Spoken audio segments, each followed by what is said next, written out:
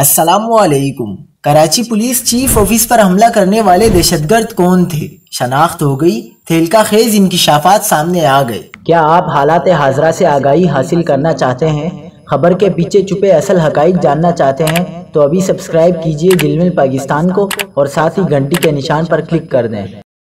آپ کو بتاتے چلیں کہ کراچی پولیس چیف آفس پر حملے کی تحقیقات میں اہم پیش رفت ہوئی۔ حملہ کرنے والے تینوں دہشت گردوں کی شناخت ہو گئی۔ پولیس حکام نے بتایا کہ خودکش بمبار کی شناخت زالہ نور کے نام سے ہوئی، جس کا تعلق وزیرستان سے تھا۔ حملے میں مارے گئے دوسرے دہشت گرد کی شناخت کفایت اللہ کے نام سے ہوئی، جو لکی مروت کا رہائشی تھا۔ حملے میں ہلاک تیسرے مبینہ دہشت گرد کی شناخت مجید بلوچ کے نام سے ہوئی۔ مجید بلوچ دتہ خیل شمالی وزیرستان کا رہائشی تھا۔ تینوں دہشت گردوں کی لاشیں KPO سے جناح اسپتال منتقل کر دی گئی تھیں۔ 2 دہشت گردوں کی لاشیں جبکہ 1 دہشت گرد کے اعضاء کو منتقل کر دیا گیا۔ جہاں تینوں دہشت گردوں کی شناخت کی گئی، دہشت گردوں کے پاس 3 خودکش جیکٹس تھیں۔ 1 دہشت گرد نے خود کو دھماکے سے اڑا لیا۔